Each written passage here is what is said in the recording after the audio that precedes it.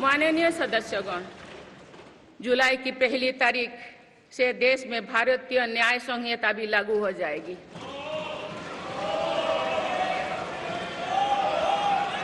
अंग्रेजी राज में गुलामों को दंड देने की मानसिकता थी।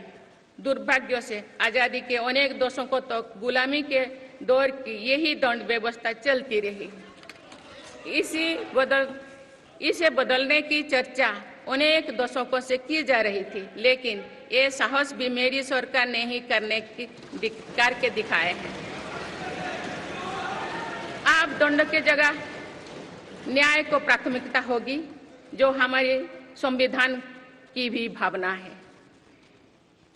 इन नई कानूनों से न्याय प्रक्रिया में तेजी आएगी। आज जो विदेश अलग अलग क्षेत्रों में गुलामी की मानसिकता से मुक्त पा रहे हैं, तो ये उस दिशा में बहुत बड़ा कदम है और ये हमारे स्वतंत्रता सेनानियों की सच्ची श्रद्धांजलि भी है। मेरा सरकार ने सीएए कानून के तहत शरणार्थियों को नागरिकता देना शुरू कर दिया है।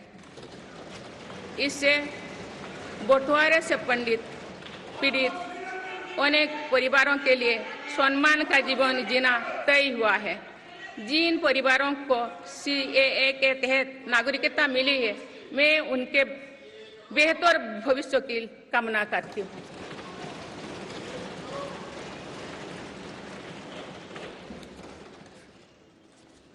माननीय सदस्यगण, मेरी सरकार भविष्य निर्माण के प्रयासों के साथ ही भारतीय संस्कृति के वैभव और विरासत को फिर से स्थापित कर रही है।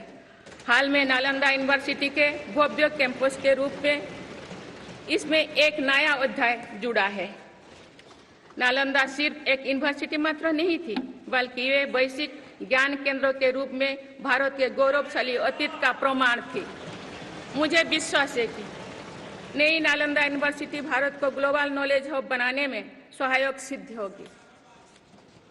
मेरी सरकार का ये प्रयास है कि भावी पीढ़ियों को हजारों वर्षों की हमारी विरासत प्रेरणा देती है।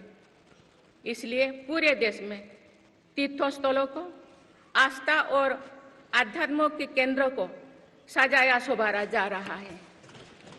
माननीय सदस्यगण, मेरी सरकार विकास के साथ ही विरासत पर भी उतना ही गर्व करते हुए काम कर रही है। विरासत पर गर्व का ये संकल्प आज अनुसूचित जाति, अनुसूचित जनजाति, वंचित वर्ग और सर्व समाज के गौरव का प्रतीक बन रहा है। मेरी सरकार ने भगवान बिरसा मुंडा के जन्म दिवस को जनजातीय गौरव दिवस के रूप में मनाने की शुरुआत की है। अब अगले वर्ष